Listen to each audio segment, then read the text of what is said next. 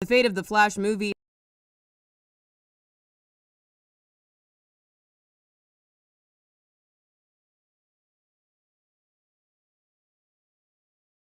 The fate of the Flash movie.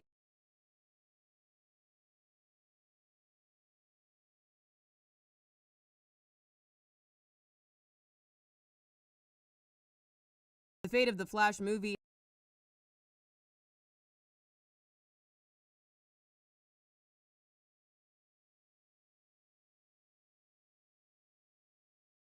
The fate of the Flash movie.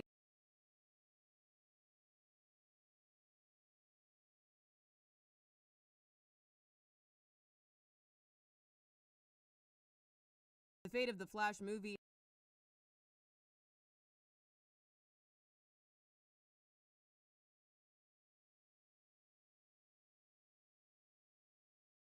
The fate of the Flash movie.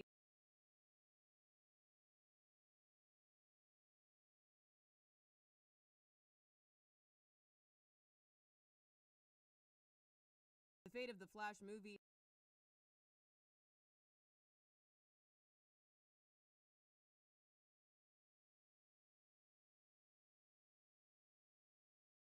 The fate of the Flash movie.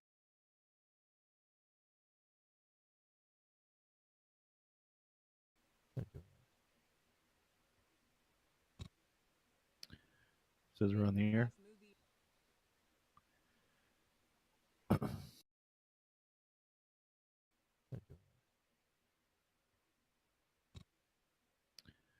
Says we're on the air.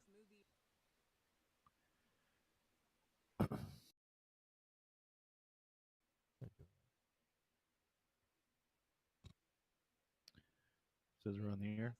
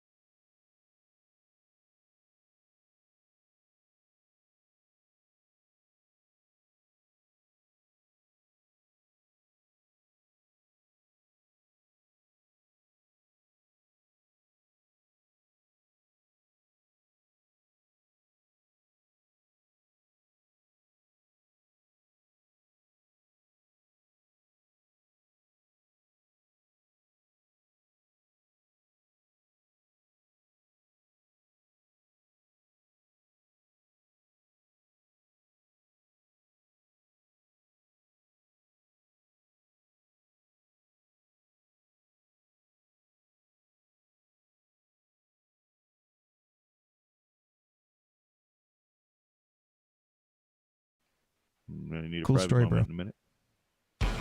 Get ready For what's probably the greatest entertainment news talk show out of Austin, Texas, get ready for everything entertainment news and talk. And now, here's your host, Clint Baker.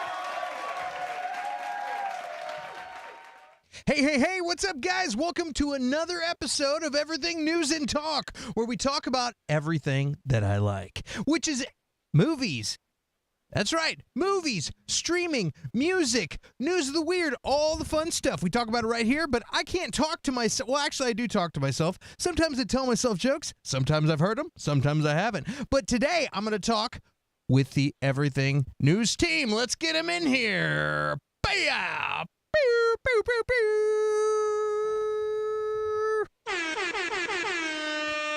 Oh, man.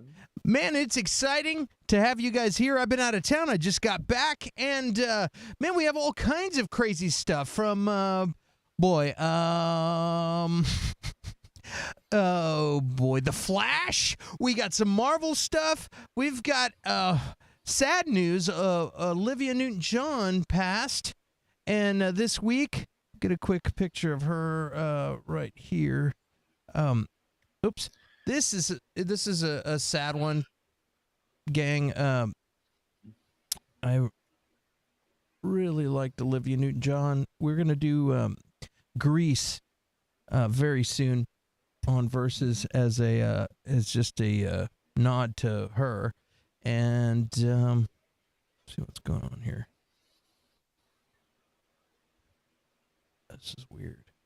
This is weird. Sorry, I'm playing with my graphics. I don't know what's going on here. But anyway, Olivia Newton-John, you know her from Grease, you know her from Let's Get Physical, you know her from the 80s, and boy, she was a good one. We're going to miss her.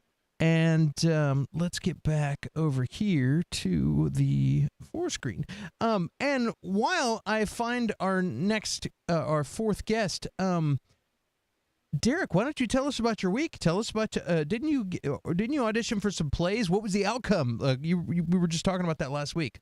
I did get a role in a production that's going to be at the Filigree Theater in October. Awesome. Yeah, that's exciting. Congrats. I haven't done theater in a little while, and I was able to get in and get a part. So it'd be fun to get back into the swing of that. That's Heck super yeah. sweet. How about you, Curtis? How was your week?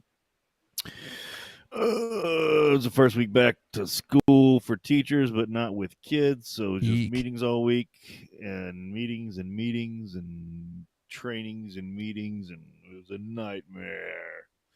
But it was okay. Yes,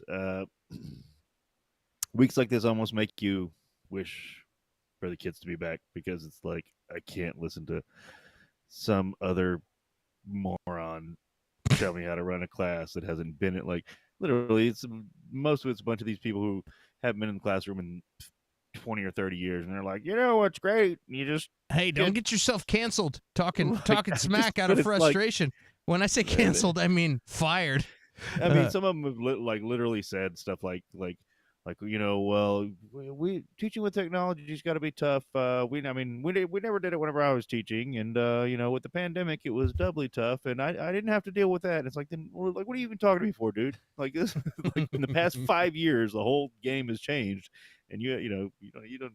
It's just so weird. I mean, how much money the district or school districts pay for these motivational speakers to come hawk their books? It's like, just give out Dude, bonuses or Don't something. don't get fired, Curtis. I know you're fired up, dude. Don't let it. Living in a van down by the river. Sorry, you know what? motivational speaker. That's what I thought of. Dare them. I dare them. I think HISD is short 500 teachers right now, and school starts in a week. So yeah, go ahead, guys. Do your thing.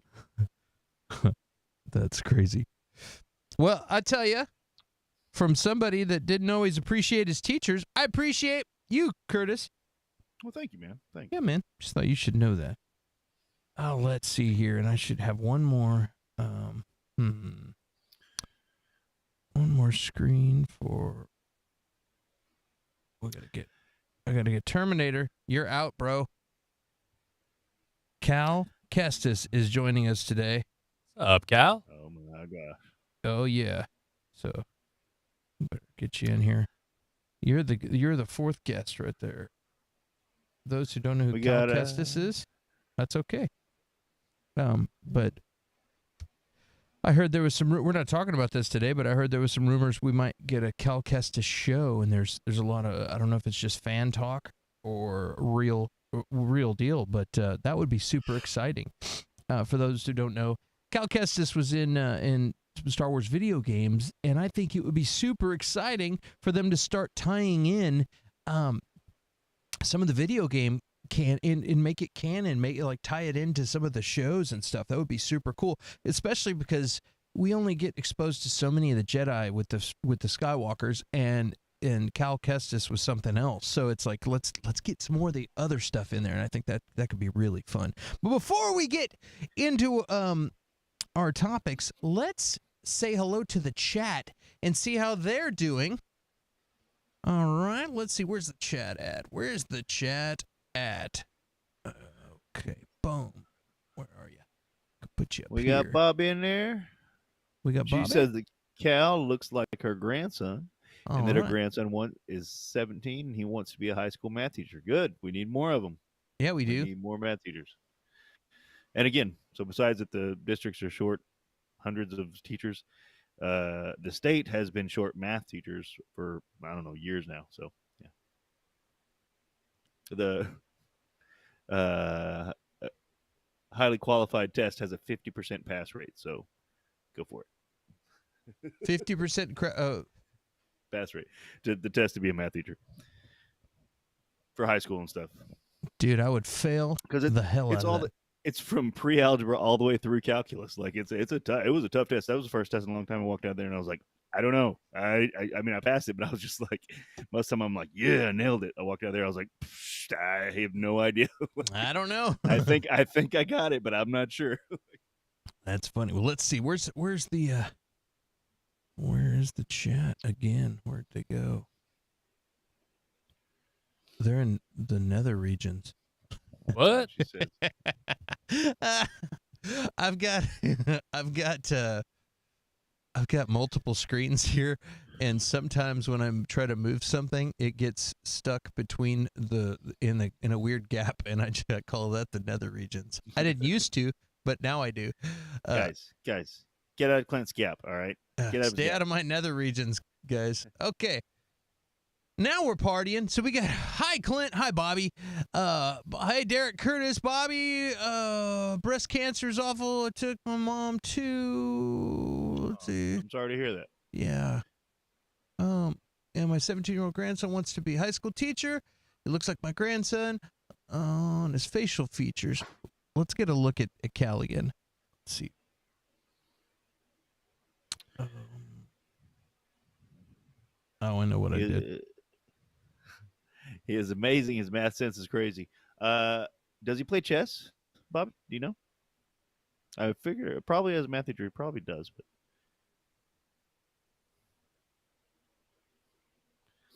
I've just recently got back into it myself because I actually have people to play with now with the new people that I'm working with at the new school. So super excited about that.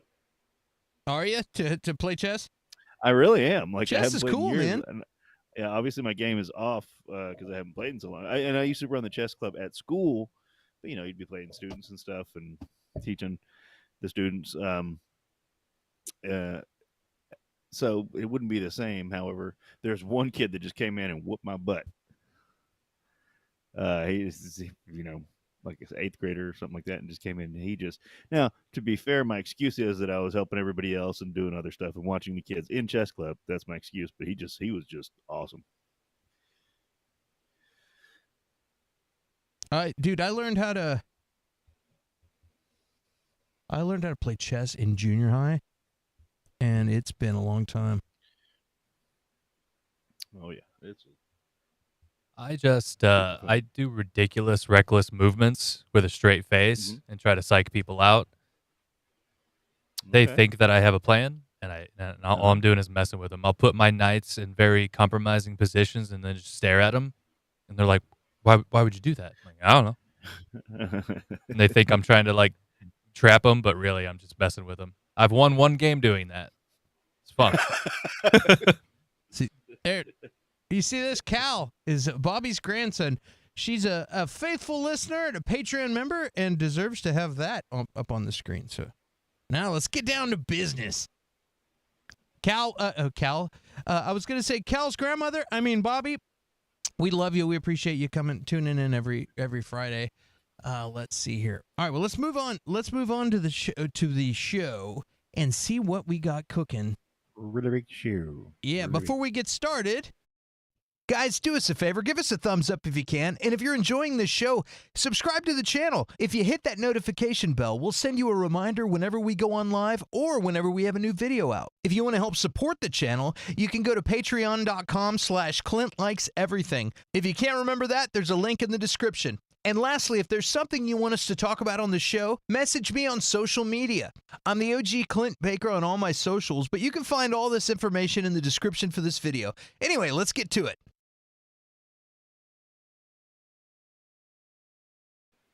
All right, let's get to it. First thing we're going to do is start off with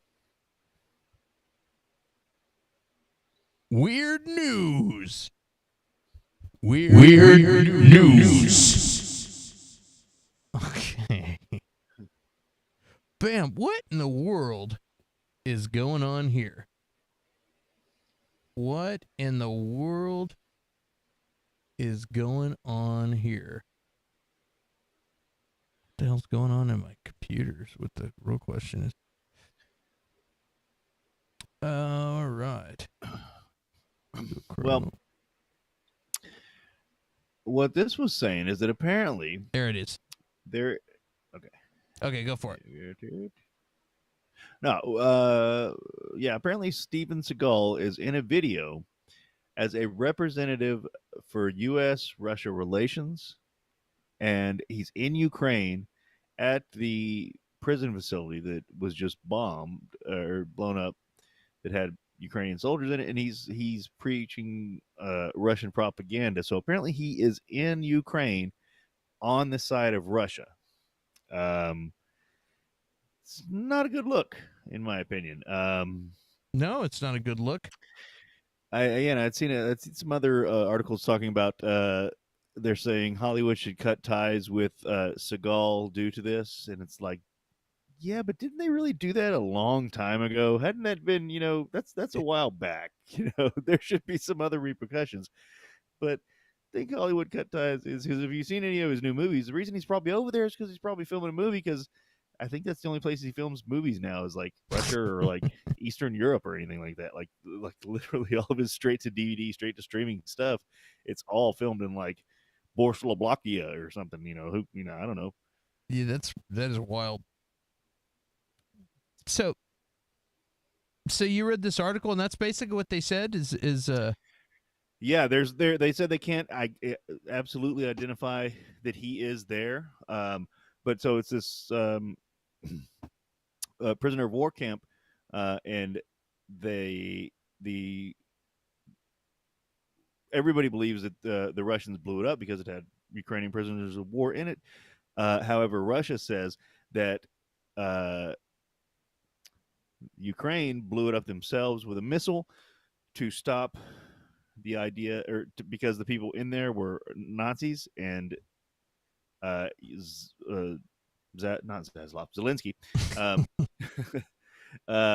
did not want their secret to come out that they're, it's a big Nazi country, of course. Nobody believes that, and no evidence shows that. However, Russia decides that we need somebody to get on there and tell the American people what really happened. They choose Seagal because obviously when it comes to explosion investigation, you call Steven Seagal. That's exactly. We need convincing video, propaganda video. We need convincing video. We get Steven Seagal. I'm here. I can do it. I can do anything. Oh boy. Well, that was weird. Again, if you missed it, yeah, do a Google search if I'm going to turn your volume up a little bit, Curtis. Let's see here. And I think I'm about tweaking things, gang out there. If you're like, God, Clint sure is fidgeting with all this stuff. Yeah, again, I just got off a long road trip, so everything's kind of weird. As the Den of Nerd guy was saying, Den of Nerd guy was saying on my drive here, there's these little monsters that sneak into your studio at night, and they're little goblins that mess with everything, and I've got them too. So I was listening to that on the drive over here, but let's see here. Oh, sure, Magnani shoes. Just kidding. Steven Seagal just appeared in the Ukraine to support Russia. That's right, guys. Look this article up. It's Giant Freaking Robot, so you know it's true. And we'll see. We'll see. Well, I've seen at least 2 more confirming, or well, I don't know about confirming, but reporting the same thing. So, like, it doesn't look good, man. Giant Freaking Robot. If you guys don't know, sometimes they put out some pretty funky stuff, and sometimes, but what they do is basically what we do. They scour the universe for wild stories that are entertaining, and sometimes you're like, what? Come on. And it's because they got it from a theory site or something, and then sometimes it's like straight up from the Hollywood Reporter or Deadline or something. Right. But yeah, anytime those giant freak, I guess that's a good way to do it, because every time I see Giant Freaking Robot, I stop to read what the heck's in there. So, and this time, fun stuff. Well, go get him, Steven Seagal. Yeah. I mean, you got to do something, all right, Seagal? Yeah. All right. Well, let's move on to the next thing. Interesting news here. And come on now. All right, there it is.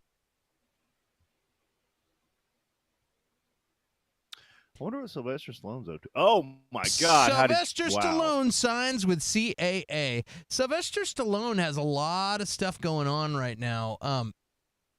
But it's a return match for the star and the agency, which will also rep his Balboa Productions, which is a big deal because he does a lot of stuff. Bam.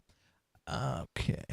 All right. Stallone is currently filming Tulsa King, the Taylor Sheridan series creation for Paramount Plus, which is the guy who does Yellowstone and and the Sam Elliott 1994. I'm just kidding. Whatever it is, 1911. I can't even remember what it is. 1985. 1986. Yeah, I watched it. It's a good show. But anyway, it's a fish out of water drama, which Stallone plays Dwight the General Manfredi, a veteran mob leader who is tasked by the family with reestablishing an outpost in Tulsa, Oklahoma. The showrunner is Terrence Winter, whose work include David Chase's Sopranos, Boardwalk Empire, and The Wolf of Wall Street. This sounds fucking fantastic. Can you imagine? And you got Sly Stallone as the guy. I think it's so cool. Fish out of water. You got a guy who the family says, hey, you need to make an outpost in Oklahoma, and then you have all of that talent that's responsible for those shows. I can't think of a more exciting show. It makes me think, and just because of Yellowstone, it makes me think of like you got like a mobster having to deal with a bunch of country folk. So it sounds like an interesting show. Who knows what it's going to be about? I haven't researched quite enough yet. I just read this article and freaked out when I saw who the showrunner is and all of the resume and stuff. But this is exciting, and also it's interesting though, because I'm like, man, he sure has been loud on social media lately with all of this Drago and the former Drago drama. Yeah, all of this the Stallone versus Winkler drama. It's been a lot of stuff going on. Like, if you guys don't know what I'm talking about, he will also be seen in The Samaritan, which is a comic book movie or a superhero movie. It's about to come out for Amazon Studios. That the trailer looks really cool. It does, yeah. Yeah. Julius Avery directed the drama, and Balboa Productions produced it. Stallone has taken to social media to express his frustration over the lack of ownership and ability to steer the direction of the Rocky franchise. His ire has been directed toward Irwin Winkler, who with the late Robert Chartoff produced the original that Stallone created and scripted. And his performance as Rocky is one of Hollywood's most enduring franchise hero creations. Stallone took part in the first 2 installments of the Creed spinoff, but not the third film directed by Michael B. Jordan. His barbed messages came after MGM revealed it will be making a spinoff based on Victor Drago, the son of Rocky's Russian nemesis, who was the central opponent of Creed in Creed 2. Maybe the agency can help Stallone and Winkler touch gloves and resolve it. And after reading this, it makes me think, like, I wonder, because the big thought is, like, why is he so butthurt, dude? He's worth a fortune. He's made gajillions of dollars off of Rocky. He wrote it. He doesn't own it, but he still made a fortune. And these guys who risked a lot to when he was a nobody and put their money forth and on the line. I think I heard I've heard some crazy stories about how Rocky was made and how nobody believed in it and how it turned out. And you'd think, like, hey, dude, you made gajillions, tons and tons of money. But the fact that I think him not being involved in Creed 2 and them making a spinoff of something that was his is like, dude, they're going to keep going. And what if I don't like this? And I think it hurts that his creation, he has no control over that. It's like, it's a spinoff of his movie. It's like, okay, he was around for Creed, but then they did Creed 2 that he has nothing to do with. But now they're doing that drug, like, now they're taking my baby. And I think he wants a little bit of the ownership. Just give me a piece of my creation back, because now I think it's really setting in that they can go wherever they want with this, and I think that has really upset him. But anyway, I've talked a lot about this. Let's go in parts. First off, who's excited about? I'll start off with the Samaritan. Who's excited about the Samaritan? Derek, have you seen anything about the Samaritan at all?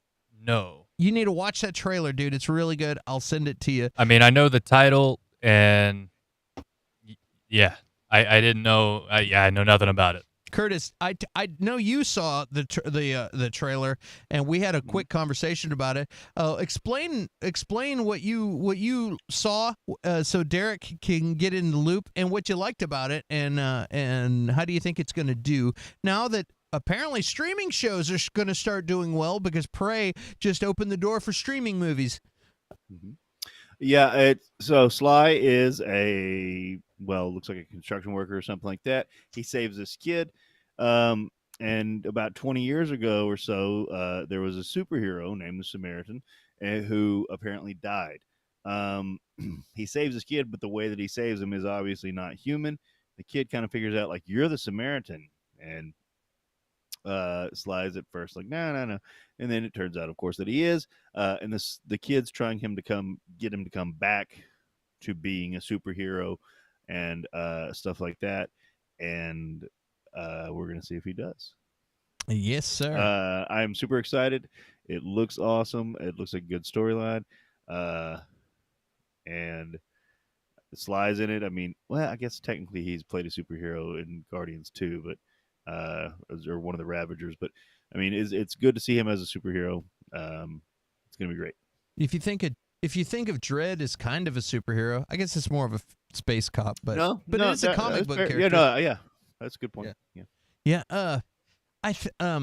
There's something about non-familiar superheroes that kind of is almost cringy to me. Like I hear about it and I'm like, oh, I think this is going to be. It's almost like Jupiter's Legacy, you know what I mean? And I know there's a lot of the comic book, or Jupiter's Landing. No, what is that? I'm just kidding. There's a lot of comic book people that are like, duh, we know what that is, but a layperson, just the average Joe, it's just like, what is this generic thing that I've never heard of? It's like the mainstream moviegoers who don't really know the comics, which I want to talk about that in a little bit when we get to Marvel news. But yeah, it's funny. So I kind of like Samaritan, and I'm like, that sounds like it's going to be cringy. But watching the trailer, it looks pretty damn good. There's another one that I'm kind of like, and there's an Owen Wilson superhero movie where he pretty much looks like Iron Man, and I'm like, wow. You know what I mean? I see that, and I'm like, oh, man, I don't know what to think about this. Do y'all know what I'm talking about? Oh yeah, I've seen that. The Have you preview. seen the trailer for it or anything? I haven't watched the trailer. It's something that embarrasses me. It almost It's like a kids movie. It's like okay. it's like Spy Kids, but the dad's the superhero, and then they find his stuff, and then blah blah blah. Because we already had that. Like they made a Spy Kids Oh yeah, superhero. yeah. Well, yeah. I mean, like They're gonna make more. I like, saw that. Same And thing. I'm like, oh god, this is wow. Like I don't know. To me, it looked like a theory meme that somebody's like, who's going to be in Doctor Strange 2? You know, and they have like a theory, like, hey, look, it's going to be Tom Cruise as Iron Man. It's what it looks like when I see him. It's just like it's rough. What about you, Derek? Are you excited for Owen Wilson? Not in this movie, no. Oh, I like Owen Wilson, but yeah, I'll see him in Loki season 2. We'll just wait on that. well, back to Sly Stallone. Are you at all excited about the Tulsa King, which he plays an older? You know, he's getting older, and he's at a different point in his life where now he's playing the older mob boss who's taking care of business. What do you think about that? Are you especially with the Sopranos, Boardwalk Empire, and Wolf of Wall Street names being thrown into the mix? Are you at all excited about this? I like the idea of him playing a mob boss, because you don't really see Sly play like a villainous type of character very often. So that's cool. But I don't know. I'm not a big fan of. Sorry, but I'm not a big fan of Oklahoma in general. Well, nobody is, but so I don't know if maybe now if he's going around being like, I don't like it here, and then he like slaps a bunch of people, maybe that'll bring me in. Nah, I don't know. I'm real picky about shows. If it doesn't already have something that I'm looking forward to, then it's gonna take a lot for me to watch it. And I'm still a little salty about Expendables 3. So Stallone's got to really do something really good to draw me back. Wasn't necessarily his fault though. Probably not, but still. Yeah, fair enough. But with the Tulsa thing, I'm excited about it because I like these growing. You know, for those of you who don't know, we are in the South. We're in Texas. I like these mob coming into the South kind of stories because, you know, there's not mob here. You know, there are gangs and stuff like that kind of ish, but not even like major gangs and stuff. Well, that's a whole. I'm not trying to get down anything like that, but like the mob itself is not a big thing here because we have our own mob of like ranchers, like these big money Texas rancher guys that are like, no, that's just not happening. Like, you know, it just like coming down and doing stuff like that. But they just don't. They're not like mob. It's just like they're just those guys. You know, it's such a great idea if they make the conflict correct. If it's like the mob comes in and everybody's like, oh, you know, like I don't know, but like it combining the mob with these, you know, basically Southern mobsters, be like these big rancher, big money guys. Is going to be. It'll be a really good show. Like to be like, you know, that's just not happening. You know, you're not bringing that down here. So but I don't know if I'm excited, but I could be easily disappointed as well. So depends on the story, of course. But the showrunner looks amazing. Yeah, it looks fantastic. Oh, well, and then let's see what else. And I was going to ask a third question about basically about Stallone and him basically going nuts on social media about owning the. He wants a piece of his. He's like, hey man, this guy's in his 90s. Winkler's in his 90s. Can he give some of this back? I created this. Like, I want my kids to end up with this. Yeah. And I think he wants control of it is what you know what I mean? I mean, he's going to probably leave his kids $300 million. I don't think, you know what I mean? Or whatever he's worth. Right. You know, I don't think he's worried about them wanting for anything, but I think the fact that you got other people all of a sudden writing his continuation and spin-off. Then they're going to have a spin-off of a spin-off of a spin-off. Paulie Paulie's kid. The Rocky verse. Yeah, Paulie's son is gonna start fighting and have and end up being, it's gonna get ridiculous. And I'm gonna watch all of them. And every damn one of them. I will watch the Rocky verse. I still want to see a movie about Clubber Lang. They should make that movie. Like, I want to see it before Mr. T dies. Yes, I understand him wanting to own this. Like, this is his baby. Like, he did.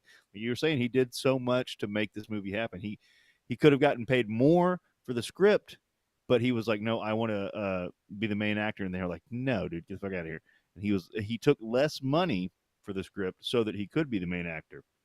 And he fought for all of these things. And Rocky is an Academy Award-winning movie. Everybody thinks of Rocky as in terms of like Rocky 5 or something, these dumb punch movies. Like, the original Rocky is one of the best movies ever made.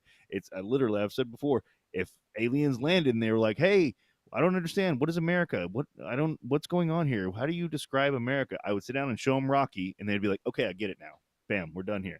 Like, that's like, Rocky is that good of a film. And he fought for most of that. And then, to be fair, he made the dumb ones too, and he built the franchise. Like, he is, like, it should be his baby. Just because he didn't have the money to invest in the first one doesn't mean that he didn't build the entire franchise. And I understand that it's going to go in many different directions, but I understand his point as well. Like, I'm still alive. I should still have a say in this. Just like the Matrix people were like, you want another Matrix while we're alive? Well, we'll make this. They made the newest one, whatever it is, Resurrection. And it was basically a big FU to Warner Brothers. This is what you get, and I'm on Rocky's side. Like, the boom, baby. Bobby says, I'll watch, but I don't really care. Hope it's good for him. I hope it's good for him too. I'm a Stallone fan. I'm starting to I've always liked Stallone, but I'm starting to see him on social media and watch his stuff, and it's like I see certain people. I can't think of her name. Katie Sackhoff, who plays Starbuck, and who's Bo-Katan in Star Wars. I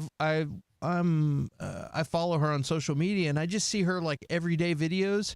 Granted, everybody that does the Instagram videos, they're trying to put up their best front to let their best version of themselves for the world to see. But I'm like, dude, I like Katie Sackhoff. She just seems like a great person. She seems like a nice person. Like, I wish she was my neighbor. You know what I mean? That sounds creepy. That sounds creepy, but no, I mean, it's just like a person in who I knew. That it just seems like a coworker that I'm fond of or something. You know what I mean? Who's just a cool person. She just seems cool. Just so cool. Yeah, like she's just like somebody you could hang out in their bushes and like look at them while they're changing. Like, it's just she's that's just what like, I was and she'll trying be fine to with say. it. She's totally. Nope. Nope. Hold on. Cut that. Hey, Katie. Hey, Clint. No, that's not what I'm saying, dude. I mean, I'll see videos of her at the gym. Wait, no, this is not getting any better. Wait, this is not. No, but seriously, I started following her during the apocalypse, and I was like, dude, I like Katie Sackhoff. Well, I'm starting to see Sylvester Stallone, and I'm like, dude, this dude just seems cool. It's like stuff him and his daughters, or him talking, answering people, doing just a live stream, answering questions to people in the chat and stuff, and he just seems cool, man. So anyway, moving forward. If they don't sell it back to Sly, the only thing that would be better, they're never gonna, because it's they're not gonna. But if they don't sell it back to Sly, the only thing that would make the world a better place is if they sold it to Arnold. Because he'd just be like, I own the Rocky spot. Look at this. I have Rocky, and it is mine now. Dude, what a fantastic segue. I think that was engineered. But look at this. Arnold, check out this story. This week, Conan the Barbarian 2011, Jason Momoa says that the film is a pile of shit. I've been part of a lot of things that really sucked, and movies where it's out of your hands, Conan said, the Barbarian. Conan was one of them. It's one of the best experiences I had. He put it through a positive in there.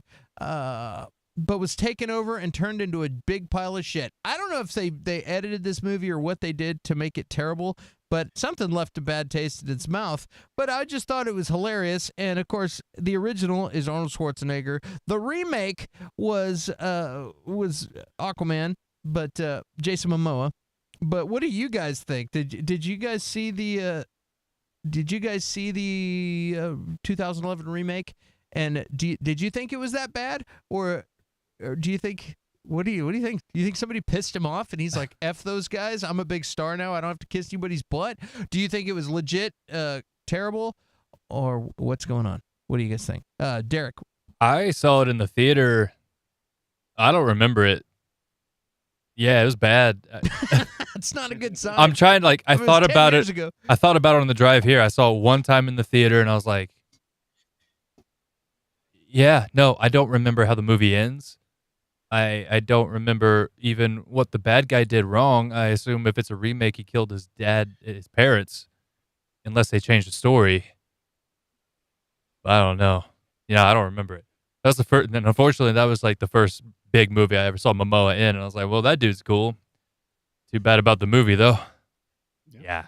What about you, Curtis? Well, first, Youngblood, have you seen the original Conan? Oh yeah, and I'll say that's Okay. the one thing that Okay. regardless. I mean, the best part of the original was when Conan goes into that random hut and like bangs a witch and then throws her into a fire. And because the remake didn't have that, I mean, it was hopeless. Well, we're done here. I mean, so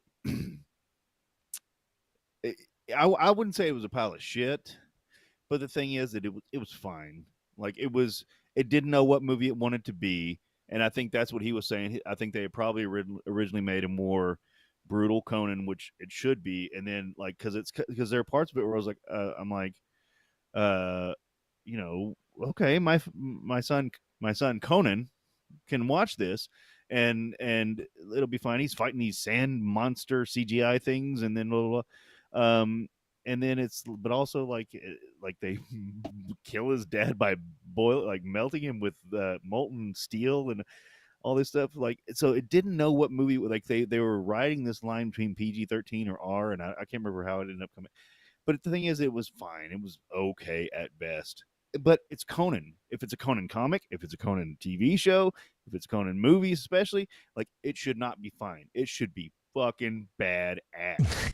And this movie just wasn't. So it was just like basically Derek said, forgettable. It's just I own it, but I've watched it a couple times. Exactly. Yeah. And it's hard to top Arnold's. I literally written papers on this in college and stuff, like on Arnold's original one. Like it's a spectacular, underappreciated film. I mean, everybody loves it, but I'm just like, still, like, anybody should see it. The new one was just kind of like, meh. It reminds me. Here's a guy. Reminds me of the Clash of the Titans remake. I was just like, yes. You know what I mean? Was that done by the same guy? I don't know. Something to Derek look looks up. like you just farted in the studio. He's like, oh god. Yeah. That Clash of the Titans remake, I'm like, and Sam Worthington, I read an article the other day that Sam Worthington didn't like is that his name? Yeah. Yeah. Sam Worthington didn't like the owl. And so they wrote the owl out of the movie. Like, they had more of that, and he was like, I'm not going to be made a mockery of talking to an owl. And we're like, F you, dude, just because you're an avatar. Yeah. You were like, like, oh, look at me, I'm an avatar. I don't want the owl in this movie. I'm like, it annoyed me. And for the last I wanted for to the see last 10 years, he's been like, I'll talk to an owl. I'll talk to an owl. Anybody where's want the to talk to an owl? owl? Bring back the owl. I really was bummed out the whole time. Like, when I was a little kid, the fucking owl was a very important part of Clash of the Titans. You know what I mean? Yeah. And so I'm like, come on, where's the owl? It was really bummed me out. Okay, sorry. That really that just I just triggered myself. I get it. I just triggered myself. You just gave me another reason to hate Avatar even more. Did you grow up with the original Clash of the Titans, Derek? I wouldn't say I grew up with it, but I did watch it. I think they showed it to us in school when I was young, so I did see it once or twice. when I was a kid in the early 80s, there's a few things, and I remember this particular house that I lived in. I lived in a particular house up until first grade. And there's some things, I don't know if it's because when you're a little kid, you remember when you're a little kid, a summer feels like forever. Now a summer goes by in a snap, you know what I mean? But when you're a kid, it's because it's a bigger part of your life. That's a giant fraction of your life when you're 6 years old. You know what I mean? So, well, it feels like Time Bandits, Zorro the Gay Blade, Iceman. There was a movie called Iceman where they defrosted a caveman. Yeah. Remember? We should go back and watch that one on Versus. We got to do that shit. Yeah. I haven't seen it since I was a kid. Enemy Mine. Enemy Mine was Inner Space. Inner Space was another one. And what the hell are we just talking? Oh, yeah. And Clash of the Titans was always on TV. Always on HBO. Like those were some movies that it feels like it lasted years, but it was probably just one. This is probably just one summer or one like 3-month period of me watching TV as a kid that just feels like half of my life because it was a long time.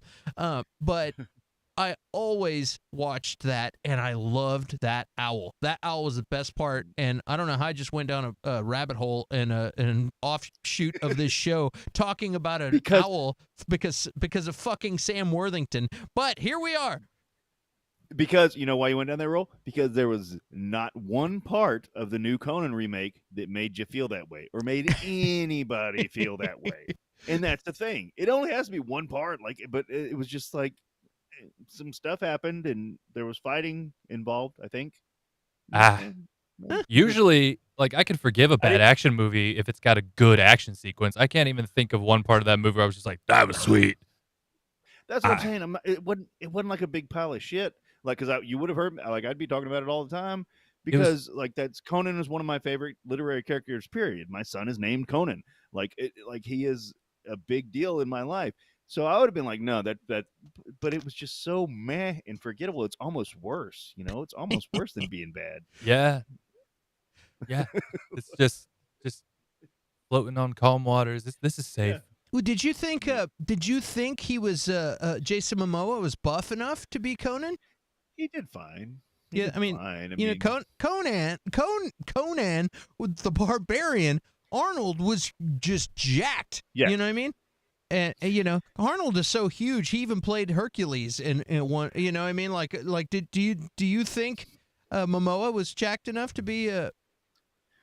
I actually think he was more toned than he usually is in that movie, which is odd. How tall is Arnold? I'm gonna look this up. I think he's 6'2", isn't he? About 6 foot. I've heard he's not.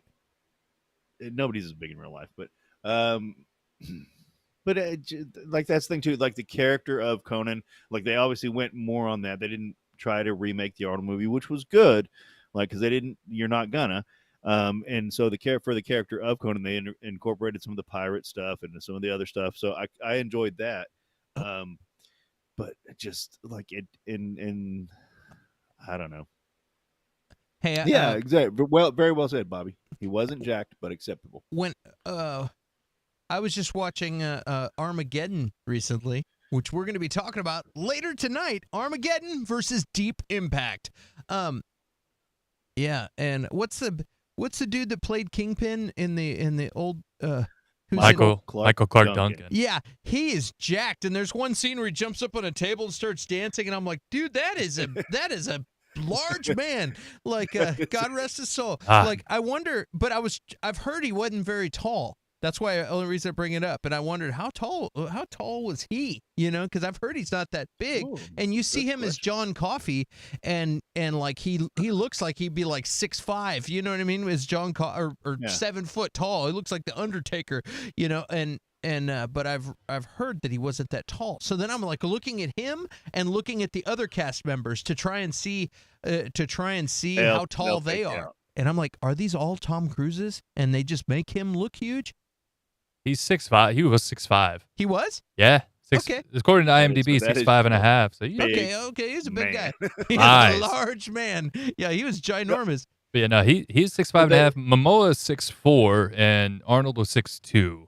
So Momoa was a little taller and leaner. I was led to believe by someone that he was like he was like freaking like 5'9", and and like that they shot up to make him look giant or as John Coffey. Maybe because John Coffey is like 7'2" or something. Anyway, well, I was pulling a Danny Trejo that Danny Trejo I met in real life, and he is Nino size. Yes, yeah. I met him at a Comic-Con, and I was like, "That's not Machete." No, he is crazy. still jacked for an old dude. He's still jacked, but he Machete is. don't text. I should never do that again because if he lives in Austin, doesn't he? Yeah, he lives in Texas. Yeah, if I ever meet him, I met him in Austin. Yeah, I don't want him to cut me if I because he's badass. Machete. Well, speaking of jacked enough to play Hercules or play an Arnold character, this guy, Skinny Hercules. I gotta zoom in. Fucking Skinny Hercules. How would you like to be known as Skinny Hercules? It's not good. Skinny Hercules actor speaks out, gave only 2 weeks to train for Thor. Who gives a guy 2 weeks to be Hercules? I imagine they just said, hey, we got an idea. Let's have a Hercules cameo in this movie. And Taika Waititi said, oh, don't worry, dude. Nobody will notice that you're not jacked. The actor of the cinematic universe's Hercules, Brett Goldstein, has come forward to speak on his surprise. It was a surprise for him, Marvel studio casting, and he's not going to say no. You're not going to be like, no, I'm not. You're just going to be like, okay, I'm going to wing it. And the abysmally short time he was given to bulk up for the superhero standards. As we all probably know by now, Thor Love and Thunder post-credits featured Russell Crowe's Zeus plotting revenge against Thor, Odinson, Chris Hemsworth, and his son, the Greek god Hercules. Okay. In a surprising cameo appearance, British actor Brett Goldstein of Ted Lasso fame appeared on the big screen to much shock and fanfare as Marvel fans and audiences alike were treated to their first glimpse of the future MCU hero. All right, and there you see a Marvel picture of him. Look at how jacked he is compared to Thor. And then Goldstein is known for playing the skinny and lean veteran football player Roy Kent, starring alongside Jason Sudeikis' character Ted Lasso. Goldstein is blah blah blah blah blah blah blah blah. So we need to read the whole thing, but here's his quote. No, I didn't know what it was for. I was told that some Marvel people would like to have a Zoom with you. Long story short, he did 400 push-ups the day of. He started doing push-ups, but he said he did, I think it was 400 push-ups the day of the shooting. And I'm like, bro, yeah. I said, I'm basically a skinny comedian. When is filming? It was like in 2 weeks. And I was like, I mean, I'll do my best, but 2 weeks feels like ... Yeah, he did. Yeah. I said, he doesn't have to be as big as Thor, does he? And look on the day. I mean, I'm doing 400 push-ups that day. I was fit to explode. I don't know, man. I feel for this dude. Curtis, man, both of you guys are more jacked than I am. How would you feel about what? And Derek, you're an actor. What would you do if you got said, hey, man, we want you to play Hercules in 2 weeks? I would do the exact same thing. And I'd be like, are you going to throw some CGI? Because I will do what I can in 2 weeks. I mean, granted, in 2 weeks, if I'm getting paid to be a Marvel hero cameo, I imagine I'm going to get paid enough to not have to work a normal job. So for 2 weeks, I would eat and work out like 12 hours a day, and I would get a little bit, but it's just not enough. And yeah, the internet is brutal. So I would also pace myself for that. I prepare for all that because I'd be like, yeah, as soon as people see how skinny I am, they're going to rip me to shreds. But you just gotta, I would do exactly what he did. All the push-ups, all of the time, all of the protein. That's all I would do. Would you try to do the jacked and fat thing at the same time to where, cause you can look You can have like an inch of fat and it make you even look. That's my secret to how I look jacked. I always have an at least an inch or 5 of fat on me to make me look even more jacked. I don't know. I'd have to have that conversation with the studio because Hercules is shirtless, so you don't want to. Because that's what Tom Hardy did as Bane. Like he was all solid up in the shoulders, but if you look at him, it was definitely a little bit of both fat and muscle. Because Tom Hardy ain't that big either. Yeah, you put a toga on me or something. I don't know. I'm sure that, dude, there's got to be some steroids or something you could take that'd bulk you up in 2 weeks a little bit more. Probably. I'm sure he did it. What am I talking about? I'm sure he did it. That's one thing I heard. It's like, man, they're all doing it. They're all doing it, then they do their shirtless scenes, and then they get skinny again, like as filming progresses. Anyway, Curtis, what do you think, man? No, I think. Well, first of all, I just think it was a bad choice. When I saw the end credit scene, I thought it was the guy from The Deep. I was like, they got The Deep to play Hercules. Like, what is going on? That guy is more jacked. That guy is jacked. Well, he's in shape, but he's not like really jacked or like. But the Deep dude is ripped, dude. Well, he's ripped, but that's like, and that's the thing. Not. So if you do 400 push-ups a day, he's gonna get ripped. Like this thing, you do repetitions for muscle definition. You have to increase the weight or resistance in order to increase muscle mass. So that you just have to. Like that's the way it works. And so if he's doing 400 push-ups a day, he's gonna get honestly leaner than he is if he's not. If he's doing, he could just work out for 30 minutes, but with high intensity, high weight reps, and he's gonna get more muscle mass that way. That's just the way it works. And just eat and eat and eat. And the thing is, if he's already in good shape in 2 weeks, that inch or so of fat is gonna help him a lot. So he could just eat his ass off and just do high weight few reps, and he'd be looking way better. I just think it was a bad choice, and it looked like it was a last minute choice. Apparently, Taika Waititi didn't even know that this scene was going to happen. And they just picked him. They were like, "Who's popular now? This guy? All right, get him in here." Like, I don't even think Thor 4 is going to happen. So I don't know. Like, it seems like a mess right now. It's a Phase 4 fuck up. So, but yeah, bad choice. Yeah, I mean, I was trying to get a picture of the Deep in here showing. I mean, he's pretty ripped. He's ripped, but what very ripped. Curtis is saying is like he's not not a big big. guy, He though. doesn't have mass. You guys don't know. And I know. I'm looking. Plenty of You people are don't ripped. know. Plenty of people are ripped, but they're And- like, and that's me. So I just looked up his height and weight. I finally found it. Well, I found it in Killer. He's about 165 pounds. This guy, I mean, like I'm sitting here and he's 5'11". I'm 5'10", and I'm like 230, and he's at 165 pounds at 5'11". That's a skinny guy. Like I'm bigger. I mean, like And I'm not big. but I'm just like, and it's not fair to him, and that's not fair to him to be called Skinny Hercules. I mean, who's going to say no to the MCU? Who's going to like who's going to? They could be like, "We Curtis Baker, we want you to play the Blob," and I'd be like, "I'm down." Like and I'd get as fat as I could, but like it's not fair to him in that 2 weeks. It's just a bad choice. Like you don't pick and they pick a soccer player or. Like for Hercules, you pick a football player, not football, football. Like. Agree. Hold on, I gotta get something in here real fast. Boom.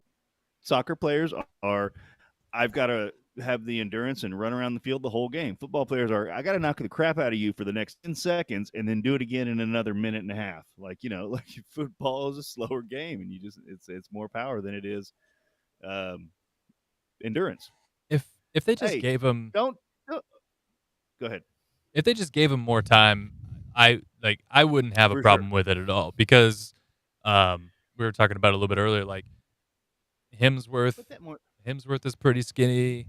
I mean, even Zachary Levi, when they cast him as Shazam, that dude was skinny. But he's got the padded Sure stuff going on. But he still did get big. You can see it. You can see Yeah, the for difference sure. when he was working out. So I mean, like they have the capability to do that. And I've always thought it's better to cast a skinnier person who knows how to act and then bulk them up than it is to get a really big person who may not be a good actor.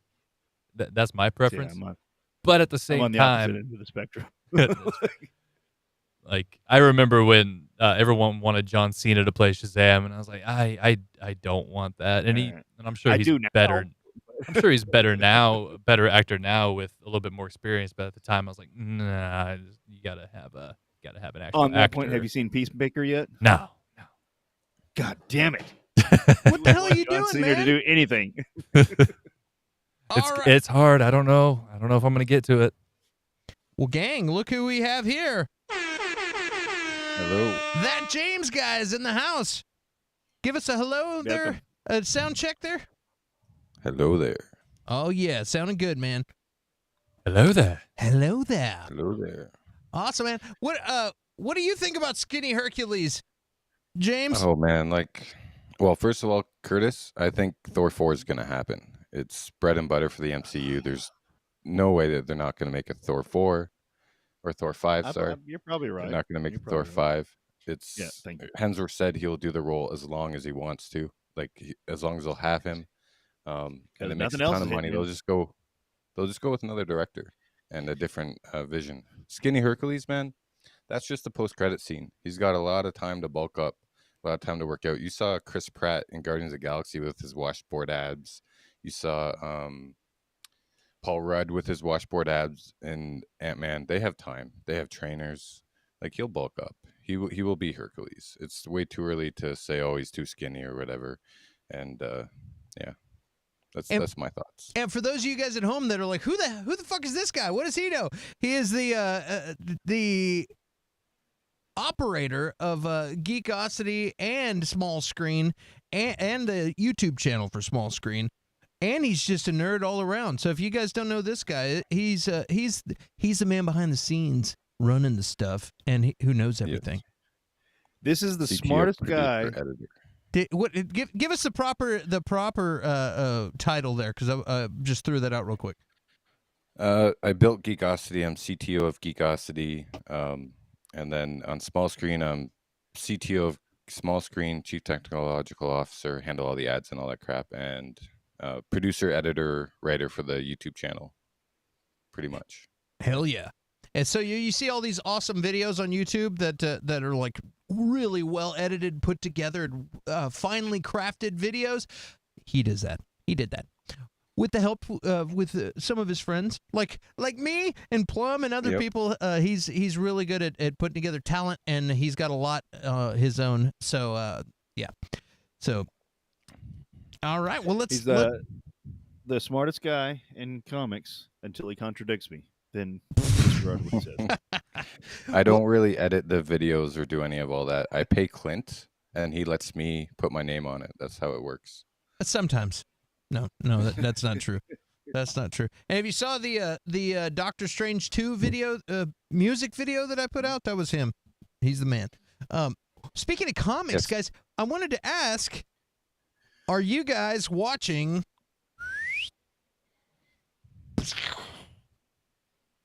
Sandman dominates Netflix as this week's most watched show?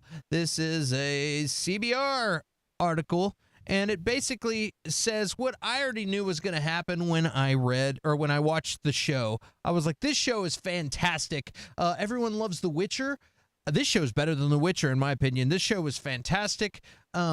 And I like The Witcher. I'm not dogging that, but I was like, this show is great. It's not like jump out and like smack you in the face. It's like a slow burn that just is just nice. Like, the show is nice. And I've watched, I think, 7 episodes so far, and then I've had to go out of town and do a bunch of other things. But is anybody else here watching the show? What do you think about the show? And guys at home, if you're not watching the show yet, go start watching it. It's a fun watch. Anybody watching the show? I just started. I just started episode 2 today, and then I had to stop. But yeah. First impressions. What do you think?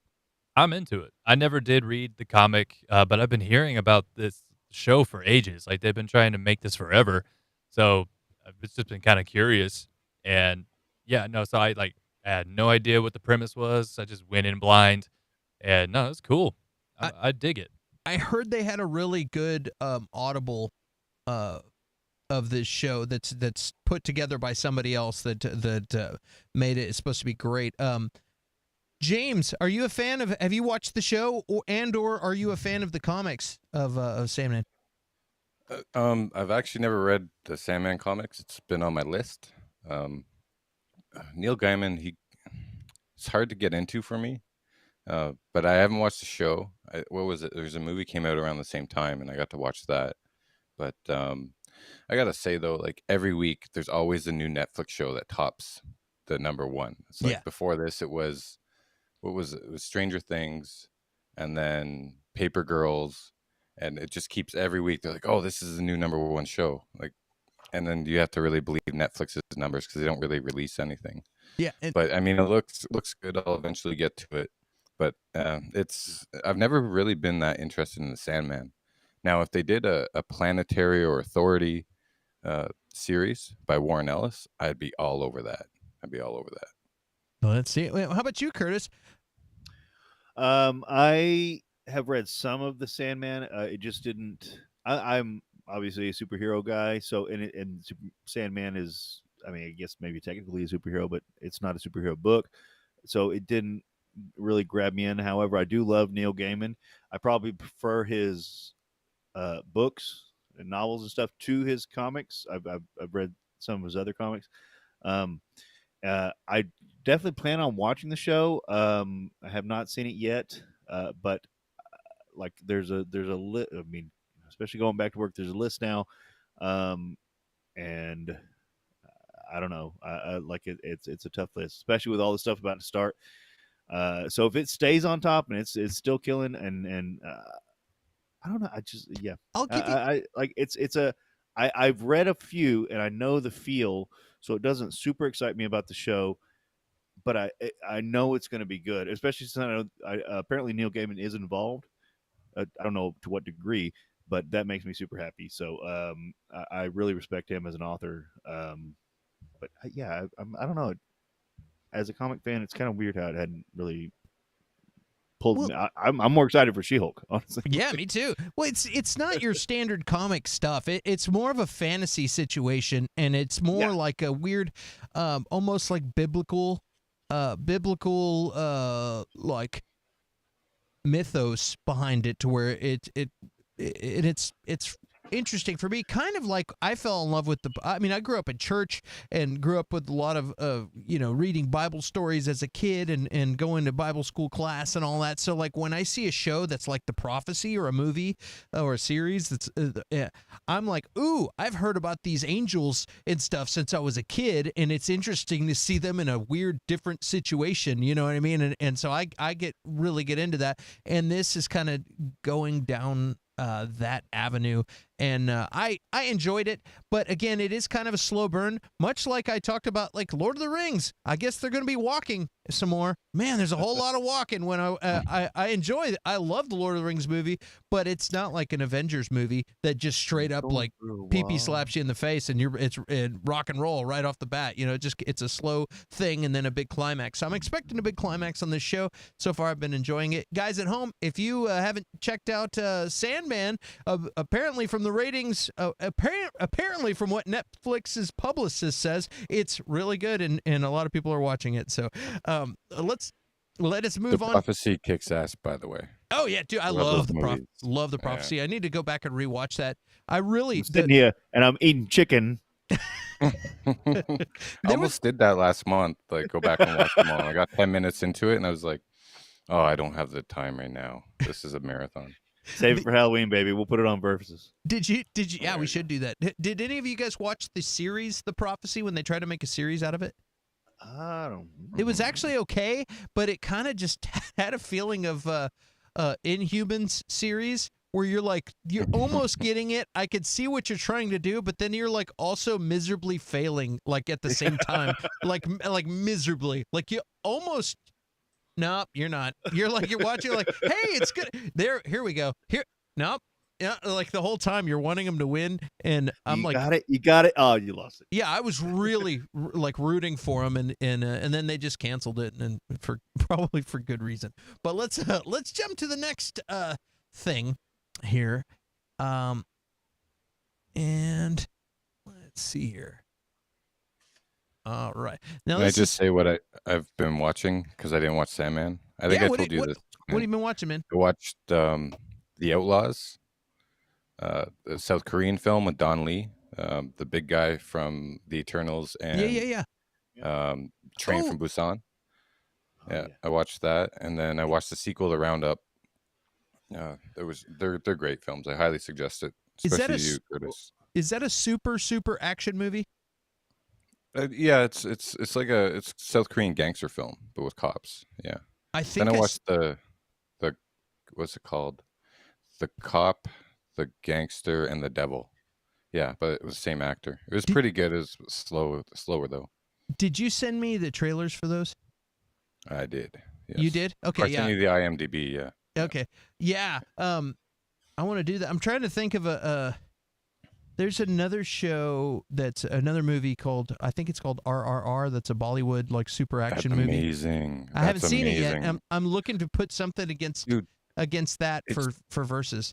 It's 3 hours long, and I'm like 2.5 hours into it, and I don't want it to end, and it doesn't feel long. It's the storytelling, the direction, the action. It's amazing, and I'll try and think of one to put against it. You might be able to put Enthron against it. It's the other Bollywood star that has like all the machine guns around him. Oh, and yeah. The glasses, the snake robot. That might work. Curtis, have you seen the RRR trailer or anything about it? Everybody keeps talking about this Bollywood movie, and I'm like, what the hell? And it looks crazy. So I watched the trailer, and I'm like, holy crap, this looks like ridiculous. So I have a feeling. I have a feeling we're in for a treat on that. But let's get on to the next topic real quick. We're gonna zoom through this, and it's gonna take us into Marvel stuff. This cracked me up once I got into it, because Disney increasing the price of its ad-free subscription to $10.99. I've seen multiple reports. There was also Disney has more total subscriptions than Netflix. There's a couple of these funny things. Why is this funny? Well, first of all, he's upside down. Why is this funny? Well, they're like, hey, Disney created a new ad-free thing. Like, what they did, they didn't create a cheaper ad-free tier. That's what a lot of the stories that I was seeing on there, they're like, they created a new cheaper ad-free tier. No, they had their tier, the regular Disney Plus was $7.99. What they did was add commercials to that. So they didn't create a cheaper ad-free tier. They just added commercials to their regular tier. So it's $7.99 with commercials. But they invented a more expensive ad-free tier for $10.99. So, and it's funny to me how wording always means, like, you got to pay attention to the wording, because these publicists will try and do stuff and try and fool you. Be like, oh, okay, they're going to have commercials now, but we can get it the cheaper ad-free tier that's only $7. Guys, you've been paying $7.99. They just added commercials to your stuff, and now they created a more expensive. So there was a clever way of not saying, Disney raised prices. If you don't want commercials, you got to pay more money. That's fine. Just tell me. I'll pay. It's fine. $3. I got $3. I just bought a $5 coffee. You know, it's fine. But anyway. When was this? This just happened this week. Well, they announced it. It hasn't formally occurred yet, but it's coming. Disney, am I correct? Disney Plus in Canada went up a while back, right? And I don't think we're getting the ad platform, or maybe they're going to introduce it here. We pay like $11 or $12. This was in their big meeting, like that they have. Like all of these big guys are all having their quarterly meeting. Meeting and stuff. The other, if y'all get cheap medicine, you can't complain. Yeah, come on. I'd rather have medicine than Disney Plus. Like, do you think it's do you mind, Derek? Do you mind paying $3 extra for ad free, or are you going to get to watch the commercials? I'll pay extra. I mean, I knew it was a matter of time before prices are going to go up. So, sure. Let's be honest, $7.99 is not that much when you compare to what we're all used to paying, what we've been paying. But they're all slipping it in there. They're all slowly growing, and it's like, it used to be I was spending $30 a month. Now I'm spending $90 a month. Like they're just creeping, slowly creeping. The other funny cable thing, packages again. Yeah, well, And Curtis, you want me to go? Say it. What were you gonna say? This is this is what's coming. So they were the alternative to cable. Okay, everybody's had cable and everybody's pissed off at cable. Cable sucks. And then we go all through all these streaming platforms, and they're so cheap. And we go and we get them. Now Netflix was the only big dog at the time. Okay, and now like the only reason I have Netflix is because I've had Netflix forever. Like but Stranger Things and a couple other stuff, but I've had Netflix forever, so I'm not going to get rid of Netflix. Disney Plus, I'm probably not going to get rid of. But like all these other ones that I have, like it ends up being about as much as a cable bill. And then the ones that I don't care about, I jump in for whenever something's good, and then I jump out. And they know that screws with their numbers. They're tired of it, so they're going to make you sign a contract, and it's going to be cable all over again. So it's just infuriating. It's going to be cable, but cable had everything. You get cable and you got everything, and now it's going to be like you're signing into this contract, and it's like, well, what's on Peacock this month? I don't fucking know, like some bullshit. I guarantee you, once they introduce the contracts, Curtis, and the high seas will be flying even more. Tell you that much. Yeah, I don't think they're going to do it contracts. I think the competition. There's a streaming war, and you get on. You get on, and once you get your card number stolen and you change your card, then you accidentally get your stuff turned off because your card number changed. I think it's going to stay month to month. I don't think we're going to have contracts. Well, what they'll do, Clint, I think, is they'll probably really incentivize you to sign that, like pay for a year up front. Like, how they already do that. They say, oh, it's cheaper to get a whole year. They'll really drop down the year price. And that's probably how they'll entice you.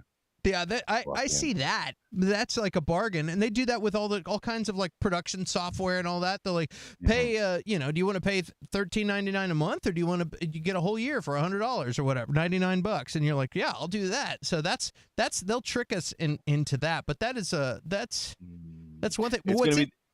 The big dogs are going to offer the contracts, and the little ones that are just barely hanging on are going to be like, no contract, blah blah blah. Like it's gonna be the same. Get thing, your guys. Cricket Boost and Mint mobile phone.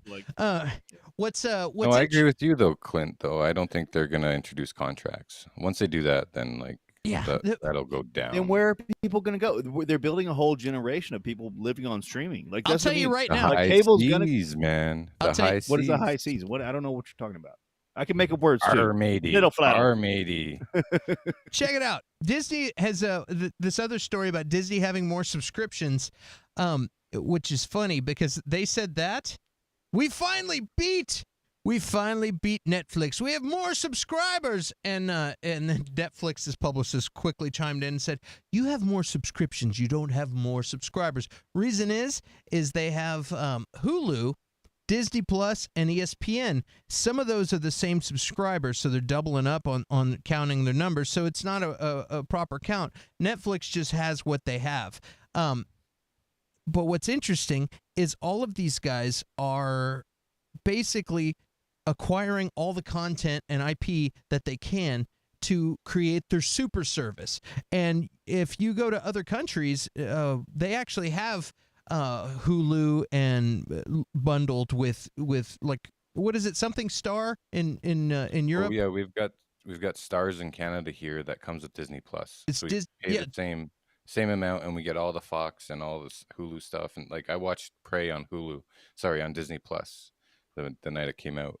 And now we also have that's why you got people like Amazon acquiring MGM and all this. But now with Discovery, Warner Brothers, you're going to have Warner Brothers, and they're going to bundle those two together. So you're going to have Warner Brothers and Discovery. It's going to be bundled. It's already in the works. They're going to save like $3 billion by doing it that way. And so you're not going to get just HBO Max. It's going to be HBO Max and Discovery. And I think it should be called HBO Disco and have a big disco ball. HBO, that would be great. Yeah. And so, so that's happening, and they're doing that because they want to be able to compete. And they're like, look, we've got reality shows, we've got sports shows, we've got movies, we've got cartoons, we've got superheroes, we've got, And poor Paramount Plus are like, we just have Star Trek and Top Gun. What the hell are we going to do? They're going to combine with Peacock. That's what they're going to do. Oh, there you go. And I think they have UFC, actually. I think. But HBO needs to save that $3 billion. Like, they need to cut down $3 billion of debt. Otherwise, the company will go bankrupt. That's why they shelved back.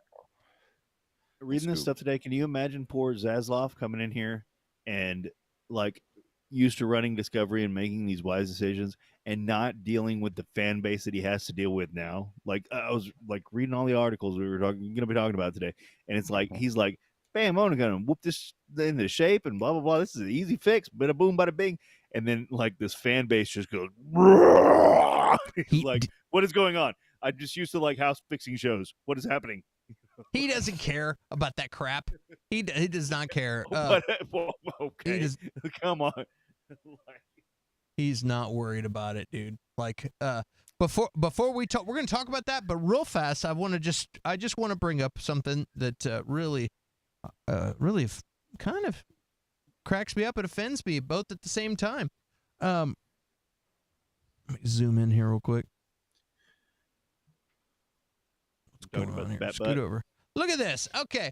Warner Brothers officially changes the title of Pennyworth, and it's terrible. I'm like, what is it going to be called? What the hell is it going to be called? Question. I'm like looking, and it's called Pennyworth. Oh The origin of Batman's butler. Why? Pennyworth, the origin of Batman's butler. Watch Pennyworth. Why didn't they just call it Alfred Pennyworth? Oh my God. Coming. Or Batman Origins, because it's like his family before Batman existed. Like, you could have called it tons of things if you want, because they want to stick Batman in there as the point of the article. They want to make sure people know it's associated with Batman. But you could have, like, called it, or like, coming to HBO Max. Wayne Manor. You know, yeah. Pennyworth, the origin of Batman's butler. What the fuck is going on? Watch Pennyworth, the origin of Batman's butler. Why? The origin of Batman's butler? Really?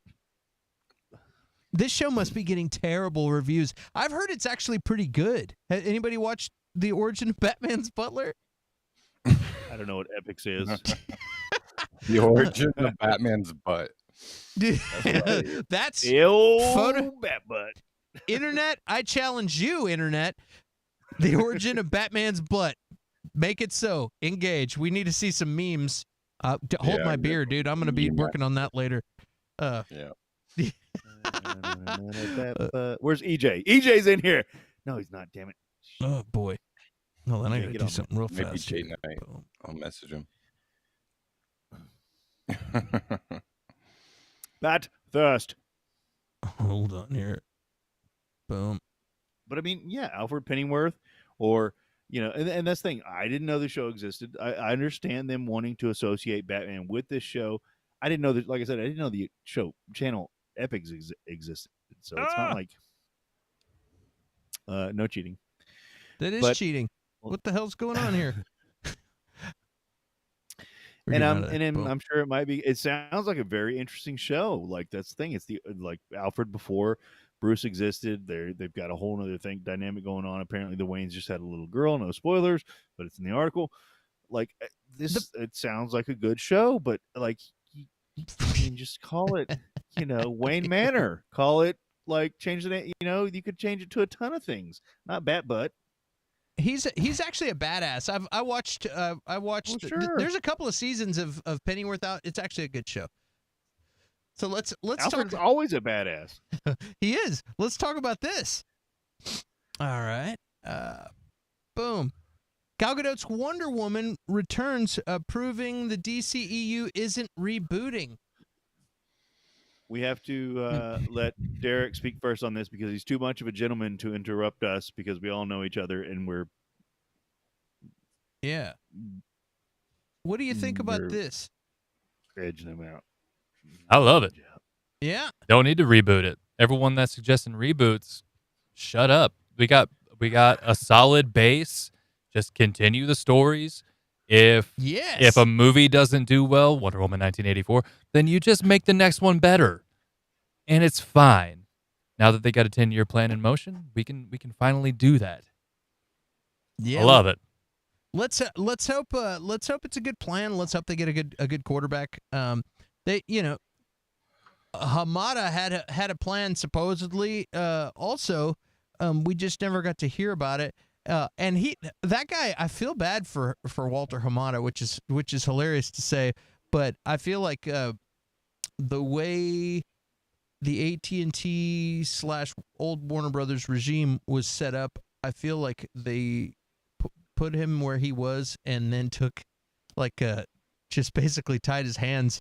And I'm not defending the guy. I don't know the guy. I really don't know any of those people. And I've talked a lot about this over on Small Screen, where it's like, yeah, we suppose all of these things happen and we get butthurt about certain things, but we don't really know what happens in a lot of these situations. And I just hope that Alan Horn moving over and starting to work over with Warner Brothers, being appointed by Zaslav to be a super advisor.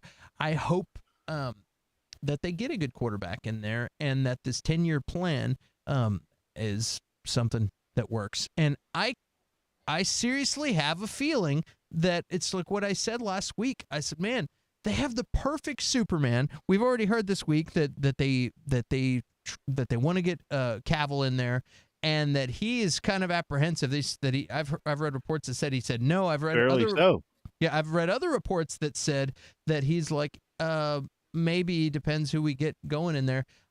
My just gut feeling tells me that he's like, okay, get these clowns out of here, get some good people that I actually want to work with, because these guys kind of soured the milk, the super milk, and I want to wait till somebody else is involved. And if we look like we have a winning team, then yes, I'll invest my time. Otherwise, he's not hurting for work, dude. Everybody wants to work with that guy. So, what do you think about the idea? We'll wait. I'm gonna get back to him, but Superman's perfect. Wonder Woman's perfect. Aquaman's perfect. I would have never seen that coming, but it worked. And who else? Who's the other pillar? Ben Affleck. Ben Affleck, Batman. There you go. He's perfect too. And we've seen him recently doing reshoots. So in a fan's super imagination that's super optimistic, dude, they want Cavill. Maybe they'll just give him a truckload of money. We got Wonder Woman. We've got Batfleck. We've got Aquaman. That's the team. You don't need to reboot it. Just water these plants and let them grow into something. And you make The Rock happy by putting Henry Cavill in with Black Adam. That looks like it's going to be good. What else do we need? We found out that there was some reshoots in the Flash movie recently. Then Ezra Miller comes in and he's like, BAM! It's all destroyed. But why would they do reshoots this month? Well, scheduled reshoots this month. Well, maybe they want to write him out, and they said, hey, if you want to be in this movie, if you want us not to shelve this movie where you stand to make a couple of bonuses, we'll still put it out if you film the scenes we need you to film so that we can write you out of this franchise. Okay, cool. And then he's like, you want to be in my movie? Then they get Grant Gustin in there, and they just like, hey man, you hang out in my universe, in the Berlanti verse, and more about him in a sec. And then we'll just swap places. It's perfect, dude. What else do we need? Okay, Derek, what do you got? I'm done ranting, and we've got 12 minutes to talk about the exciting stuff going on. What do you think? We don't need Barry Allen. We don't need Grant Gustin. Make it Wally West. Bring in Wally West. I can play Wally West. All right. Redhead Flash. Really? That's all I'm saying. Really? Or unless you want to go with what are they? The CW Flash. I can't play the CW Wally West. But the original one was white with red hair. That's all I'm saying. And Wally West was the Flash in the animated Justice League. So why not? Why not just bring him in? Just bring another Flash from another universe. Because Ezra Miller will murder you, Derek. That's why. Ezra Miller will murder you. He's got body armor and guns. He's driving around with body armor and guns. They're skinnier than Hercules, man. What do you think, James? What do you think with all these theories, all these speculation, all the craziness? It's a fucking giant shit show. It's so much fun to talk about. But first of all. Well, yeah, we talk about it every week on the new podcast, but Um, oh man, okay. Was the reboot ever in question, or that was just like people being worried about it? Because I don't think the reboot was ever in question because we knew that Aquaman 2 was coming out. We knew that Wonder Woman 3 was coming out, but they had to find the right director. I don't think Patty Jenkins, she's been humming and hawing about it. And the Flash, see, the whole thing is the Flash was gearing up for the multiverse, the Flashpoint. And so everyone could have their own pocket universes. You could still have the Batman, you could still have Joker, and then you could still, and they proved that the Snyder universe still existed when at the, I don't, sorry, Derek, for spoilers, but at the end of Peacemaker, when they came up with their cameos, boom, like that proved like these properties still exist. So I don't understand what the whole reboot in question was, but now the whole Flash, they're going to shelve it or they're going to put it out. They're doing reshoots. The Affleck reshoots just basically proves, if it's true that he's replacing Keaton's scenes, just proves that they're shifting the timeline because the Flash comes out afterwards of Aquaman 2 now. It was supposed to come out before. So that's why they dumped Keaton and then put Affleck in there. Now, canceling Batgirl, that kind of cuts that limb off the tree of Keaton being the Batman Beyond Batman and mentoring these new superheroes coming up. But they could still use that.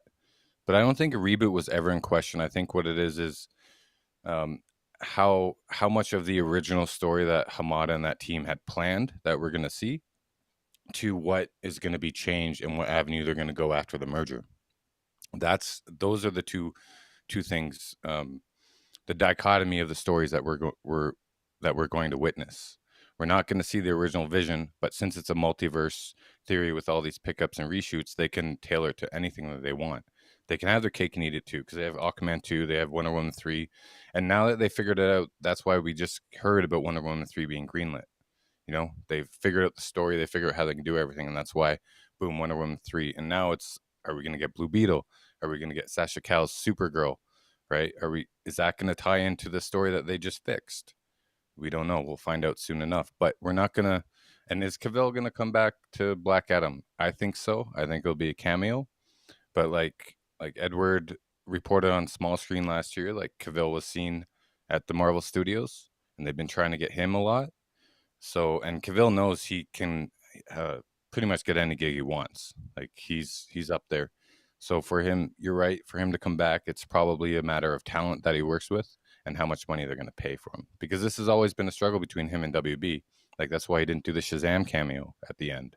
They just shot it from like the chest down because they didn't want to pay him what he wanted.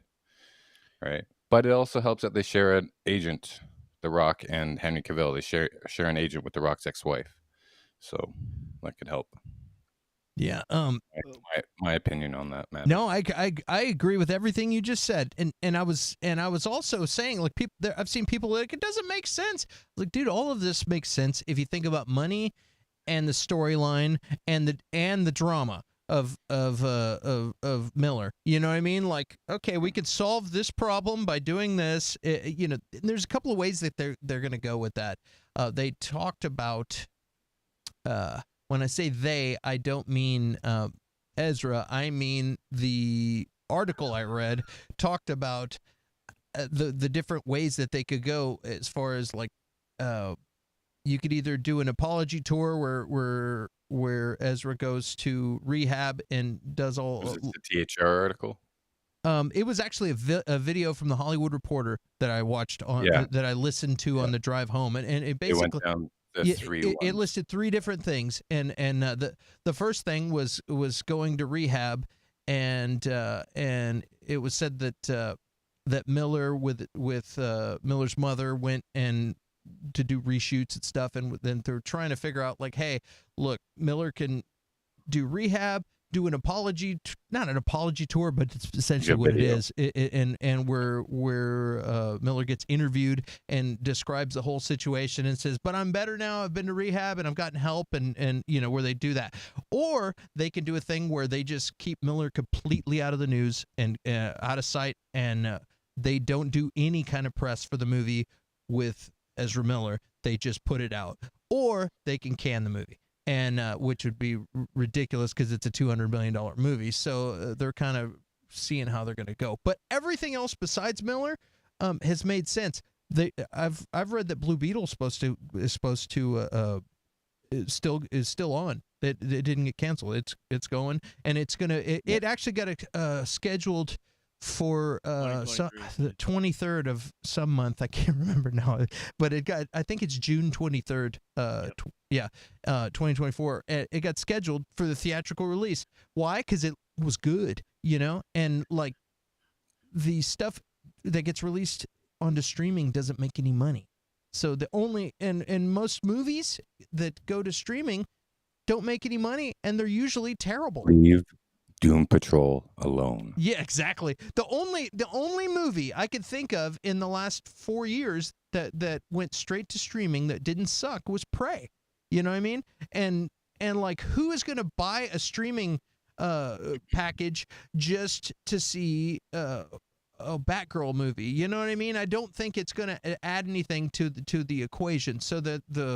So at least this specific situation, and we're all probably sick of hearing about it, but okay, you get a tax write-off. So there's a reason to cancel that. You get your money back. Blue Beetle actually looks good. We can put it in the theaters. You make money from theaters. So there's a reason to put that out. The Flash movie, we're going to have to wait and see how this unfolds. And then, like, why are we letting the biggest pillar that we have, Superman, rot on the vine? We need to make money with that. It's like Mickey Mouse. That's, you know what I mean? It's like it's a cash cow. Clint, yeah. WB has not known what to do with Superman for decades, not since the Donner films. Like, look what they tried with Bryan Singer and Superman Returns. They didn't know the Nicolas Cage one. Like, talking to Sean, he's like, when he worked at WB, he was telling me that, like, WB has no idea what to do with Superman. They spent like $80 million on scripts and development trying to get it right. But as far as like the Flash film goes, I think what will happen is at the end of it, the Flash will do the whole Barry Allen race around the world to save the world, and then he's going to die, and then that's how they're going to write Ezra Miller out, and then probably bring in Wally West. I still think it's too early for Wally West, to be honest with you, but I think he will be phased out in the Flash film, and that's probably what these reshoots are about. And can I respond to one comment before I stop talking? Yeah, dude. Derpy Gaming says, why doesn't DC just copy the formula Marvel did for the cinematic universe? Because both companies have been copying character storylines for years. Yeah, I understand that, Derpy Gaming, but this is a problem. Is that's what DC tried to do in the mid-2000s with Batman v Superman, and then leading up to Justice League Part 1 and Part 2. They didn't. What it sounds like they're going to do now is like they're going to use this multiverse in the Flash to have their pocket universes, and then build up to something bigger. That's what their decade plan is. But if they just go, and they don't really need to copy Marvel formula, because you only have one Kevin Feige, and that was a moment in time where like Iron Man did well, and then Captain America, and then led up to the Avengers.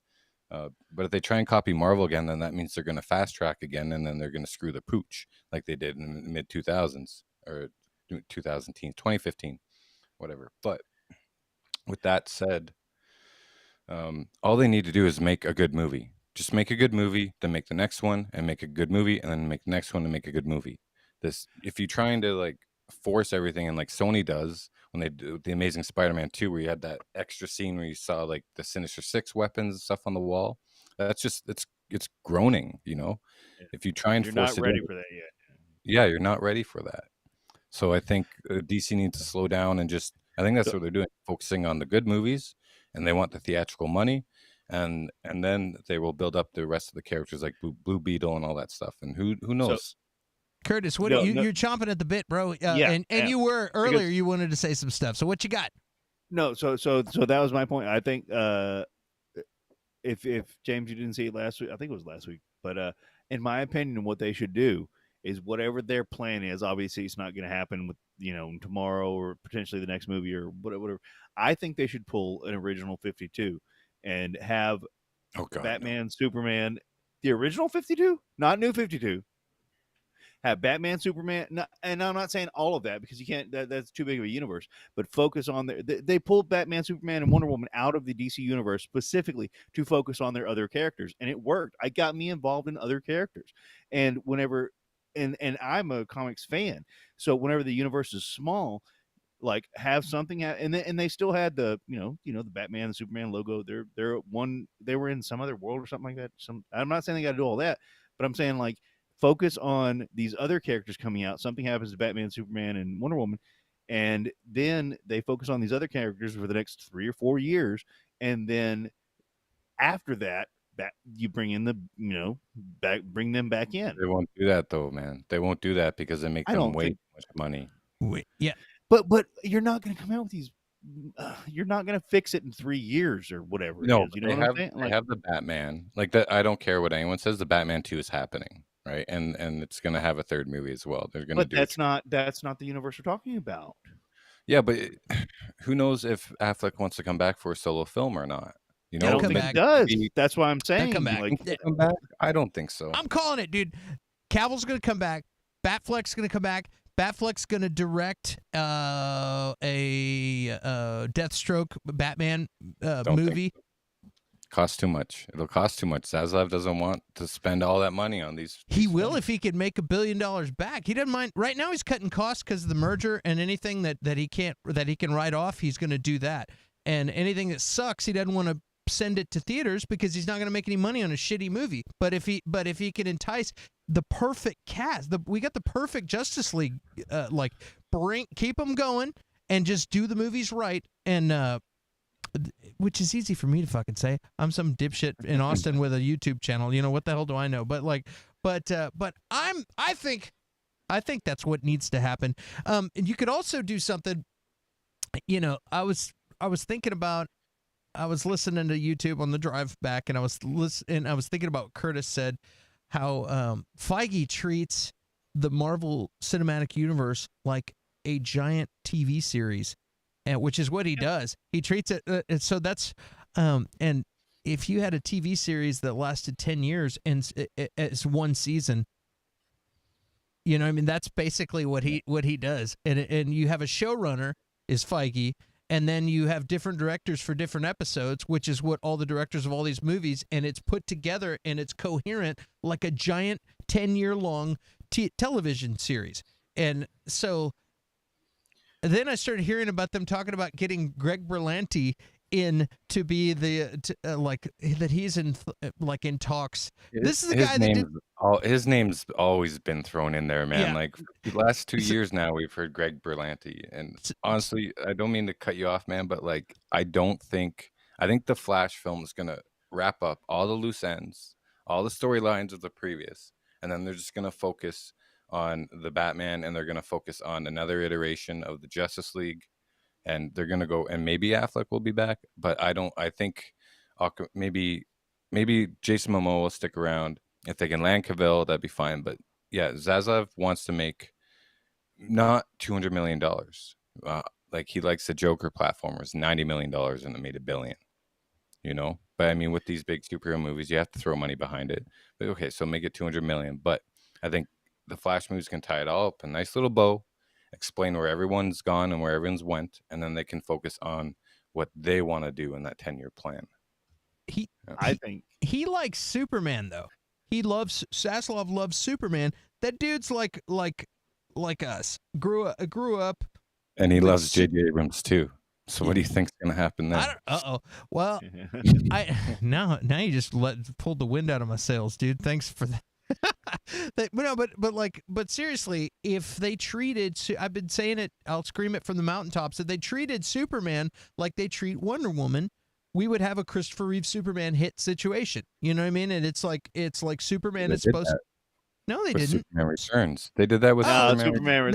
Come on. But that was Superman weak, dude. Sucked. Let's be honest. Come on. It was a homage to Richard Donner. No, I get that. And I got to say, I keep hearing, the Derpy Gaming said this, keep hearing like, bring Bruce Timm and Paul Dini in to come and shepherd the DC universe. That, as much as I love Bruce Timm and Paul Dini, you want to go see all my Batman the Animated Series action figures and Justice League Unlimited. As much as I love them, I don't think they would be good for live action, especially after the Killing Joke movie came out. But I don't think they're right to shepherd the universe. What I was getting at before is I don't think when you think of the Flash and you think of it like, I don't think I'd want that person doing movies from these CW shows to all these movies. But if you think about it, like a guy that's used to putting together, being a showrunner and putting together shows, and having directors that direct for him, and and if you're treating the universe like I'm like, that guy is pretty experienced at making good shows. Whether they fall. I think he would be great. I think he would be great. It's a different format. And I don't think it would happen though. He'd probably make more money doing TV anyway, like than he would doing feature films. But I was just thinking, like, if you're trying to get a quarterback to do this, to put it into football terms, but if you're trying to get a guy, I feel like that's not the stupidest thing. It might sound stupid when you think of the quality of the Legends of Tomorrow that somehow reached its 24th season. Clearly TV idiots. budget, man. With the amount of crossovers he's done on that TV budget, looking over all of those TV series and getting them in at sweeps time too. Like that's a feat. I think he'd be great, but I don't think he'll do it because I don't know. Maybe it comes down to money, but they've been after him for 2 years now. Right? Yeah. His name has been in the mix for at least 2 years from what I've heard. Why mess with that? I'm fine here. I'm happy here. Why fuck it up? Well, they just sold the CW, so who knows what's going to happen with Berlanti's properties. But and here's the thing too. Like one of the things that I'm worried about is I'm like they're going to miss their window for the tax write-off to cancel the Flash. Ezra Miller's going to go into rehab. They're going to be like all on board and everything. The movie's gonna come out. He's gonna go fuckface bonkers, and like everybody's gonna be cheering. And that's the thing. I believe that it's a good movie. I believe them when they say that. But everybody's gonna be cheering this maniac, and it's gonna end up bad for him again. Like it just seems they couldn't shelve it. It seems, but it seems no way they could shelve it ever. Why not? It was past material as well. They spent way too much money on it. But they're not going to get the $200 million back, but they're going to get some of it back.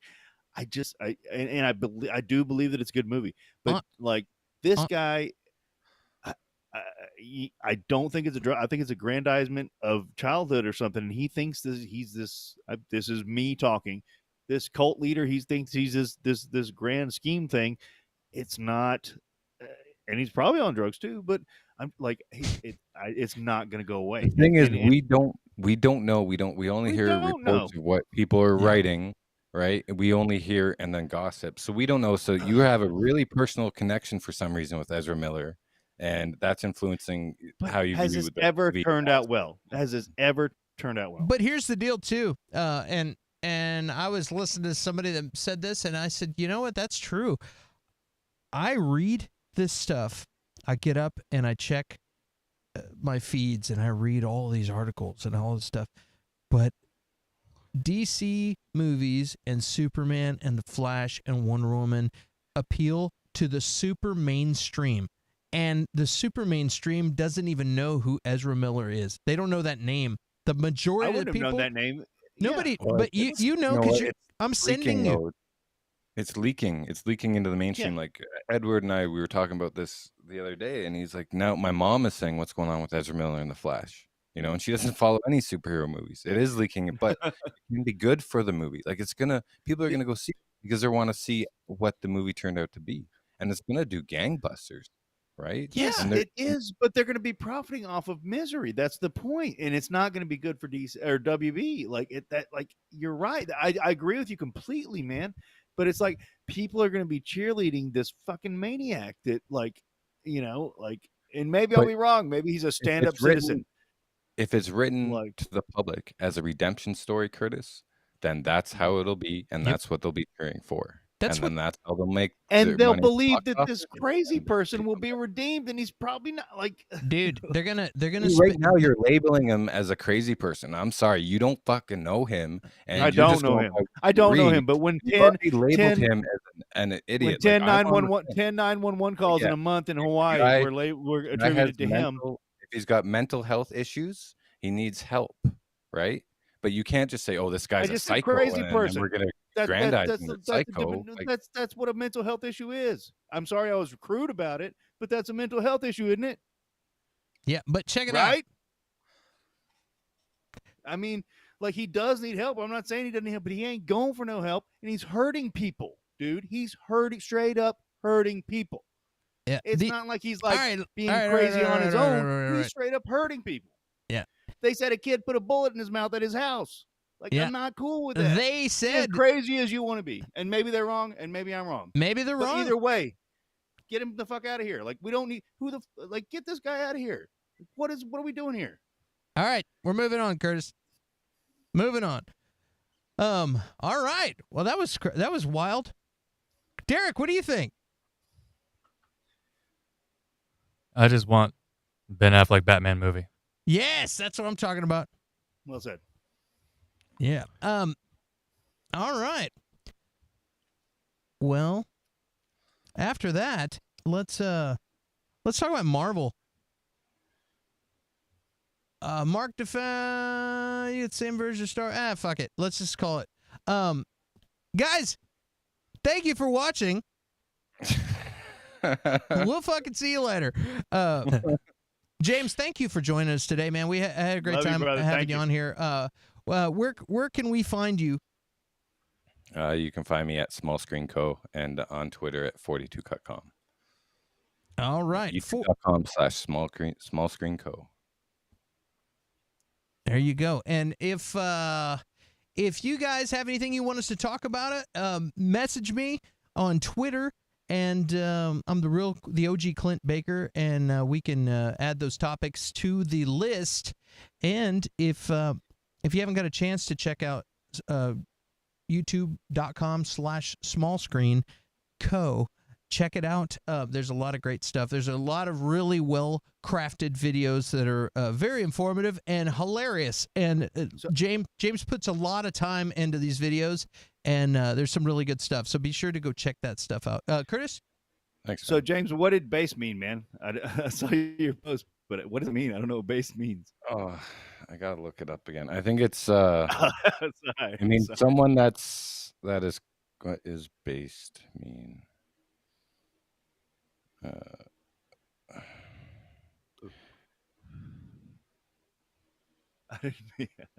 I don't know. I think what does? What are y'all talking about? Oh, someone wrote a comment saying, "Hey, Kaz." Someone wrote a comment saying that my intro for the Invincible video was very based. It means being yourself. Oh, cool. Yeah, it means that you don't care what anyone else thinks and you just be yourself, I think. But then James was like, I had to look it up. And then he didn't put what it meant. And so I was like, I don't know what it means either. Like, I didn't look it up. All right, gang. Well, join us next week. Derek, thank you for joining us. Right here. Boom. Yeah. Yeah, Twitter, the Jedi Jump Kick and Future Kings of Space. Curtis, you can catch us right here. Or you can catch us in a few minutes over at right here, because we're about to do a versus. That's right. Me, Armageddon versus I'm the Deep OG Impact. Clint Baker. Guys, thank you for having us.